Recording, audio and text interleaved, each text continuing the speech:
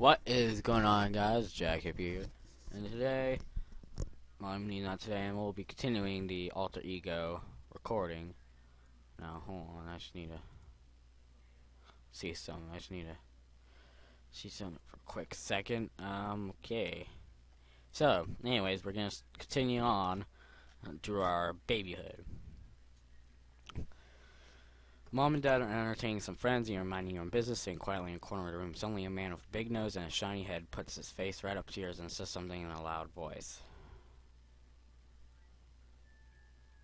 Wah! Wah! Your eyes bulge and your heart beats fast. You are startled. This is your first encounter with a person who is less than delicate in the social sense.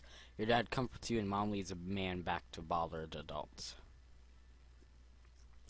You're sitting in your high chair, eating your lunch, which consists of crackers, strained peas, and a mug of milk. You're just learning how to eat with utensils. Curious. Pick up super...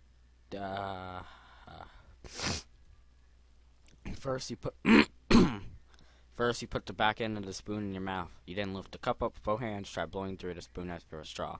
Nothing happens. Curiosity and persistence are early signs of an inventive personality. One day during late childhood, you may find yourself attempting to rewire the electric hairdryer. Have a shocking experience. Now, you...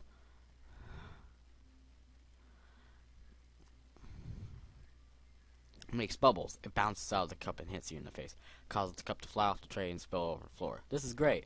Your mother fails to understand the true significance of your studies, but acts surprisingly tolerant. Anyway.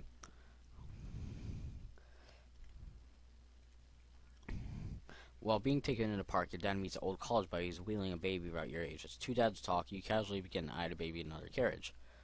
Curious. A baby. You wonder if it has all the same parts as you. You poke the other baby right in the eye. He starts to cry. Your father is slightly embarrassed. They're worried that his little baby is not macho enough to take a little poke. It doesn't work. Geez, this kid is a crybaby. You're learning that sometimes no matter how nice you are to some people, they just don't appreciate it. Your dad moves you away from the other baby and gives you a cookie to keep you occupied. At least he appreciates your empathy. Up until this point in life, Weasley Wabbit, your stuffed toy, has been one of your best friends. But he's you take him everywhere with you, but he's beginning to get on your ears. One of his ears is torn off, and recent eye injury has made his face look a little lopsided. So it is suggested that Weasley should be retired. You wake up one day to discover Weasley has been moved from the place where you last spotted him. Suspicious. You confront Mom with the fact that Weasley is not in the spot where he was last deposited. She claims now I've seen earlier. You are not satisfied. Wisely, you persist. This time she tells you that Weasley left because he wanted to be friends who were more like him. She tells you that next week you have a new visitor, a brand new friend who is just as nice as Weasley. You're not satisfied. Bravo, don't fall for that line of bull. Parents are great at fabricating stories like this when they make mistakes. You will not get your Weasley Rabbit back, but your intelligence and perseverance in this situation make it harder for your parents to tell you made-up stories to cover their mistakes. How much do we have left? Not much. Let's see here. You're alone in the kitchen, beginning exploring the closets and refrigerator. Avengers, move forward. You wonder if you're strong enough to open the refrigerator. You pull on the long handle and the door swings open, hitting you in the head. This produces a nasty swelling. Ouch, it really hurts. But look at all the smooth jars and shiny bottles. There are several delicious-looking things within reach on the bottom shelf. A full can, whipped cream, a jar of red cherries, a jar of mayonnaise, and a bottle of red hot chili sauce. Which one would you like to taste? Probably a whipped. You pull off the cap and press the bottom on top. Whipped cream shoots all over the face and white billowy steams. You put some on your fingers and taste it. Delicious. It isn't long before you learn to point the can in your mouth and suck down great big amounts of it. So long before you get sick from the gas in the can from all that whipped cream. You're up on the floor. Physical sphere decreases. You're touching something smooth and shiny. Pat it with your hands a few times. It is flat and a little cool. Wait a minute, there's a baby in there. Who is that baby?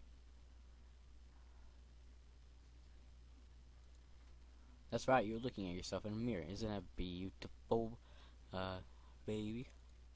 You really are quite something. You're developing a positive self-image. You're a guest at your friend's Billy house. Mom gives you a box of crayons and 2 pieces of paper. Artistic drawn paper. You are behaving yourself very nicely so far. You draw a pretty picture. A very nice gesture. You can have a good time in someone else's house for a short while, but there's no place like home. It is announced to you during a heart-to-heart talk that it's time for you to give up the bottle and drink from glass like a big boy.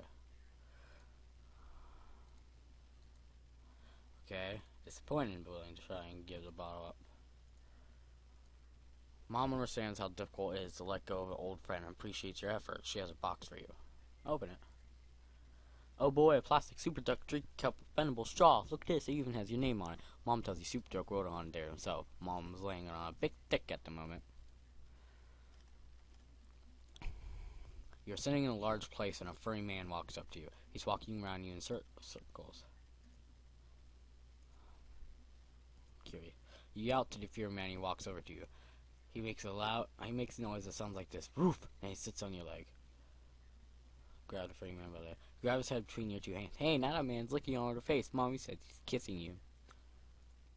You should notice cold and hair tickles your face. He tastes very salty and has bad breath. You're in a large department store waiting in line, and there's an extremely well-endowed woman standing in front of you. She smiles. Looks like she may be an interesting person to talk to. Shy. I'm kind of shy. The lady begins to ask you questions. You're shy and a little bit afraid of her. She begins to chat with your mom. Are you going to feel more friendly to her? Yeah. Which question would you like to ask her? Do you have a doggy? She tells you, no doggy, only cat. You inform her that Daddy said that's what they cook in the restaurant in the corner. Perhaps you are interested in asking something else. Which would you like to ask her?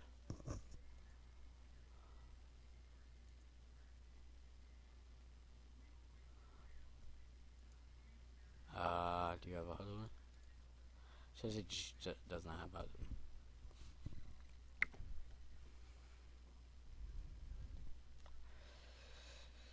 husband. Waiting. Alright. You're alone in your parents' bedroom. There's a shiny silver quarter on the table. Dishonest. Take the quarter. It is really questionable as where a child your age could tell whether something like this is truly right or wrong. You have a vague sense that you shouldn't have picked it up. Mara sees you stashed on your patch. You say this and hold out the quarter. You're not so dishonest. In fact, you're being very trustworthy. It was a temptation you couldn't resist. You get a big hug for being honest after all. But Daddy says it's time to go to bed. Cranky. He tries to seem you're tired and everyone says, come on, I'll take you. You say, okay. Good night, Dad says I love you. Saturday morning, Dad asks you help with some chores. Super Duck cartoon hours begun. Passive till Dad you want. Well, it's not help, I guess. You really didn't want to go, but you went anyways for that sake. You can perk up. What a good boy. Dad makes you feel very point. Use your own special plastic tools to help him. As a reward, Dad takes out a big ball, shows at you, you close your eyes, and it bounces off your head. Clunk!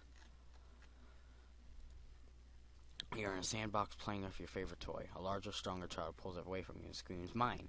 Angry. Grab it back. The child seems much stronger than you. He puts 3 fingers in your mouth and tries to push you away. He's holding the metal toy above your head. Bite him. Crash. The metal toy comes around right on your head. Crash again. Crash. You're being filled as you cry out. Crash, crash, crash. Finally stops, but your head and face is covered with blood. The mother takes him away before either one of your parents can tell what happened. He has a problem child with very aggressive tendencies. He has done this to other children too. You're treated unfairly. Time to feed the fish. You pinch a small amount of fish food between your fingers and tap on the glass. There's no other side of Gabriella. Call for Mom.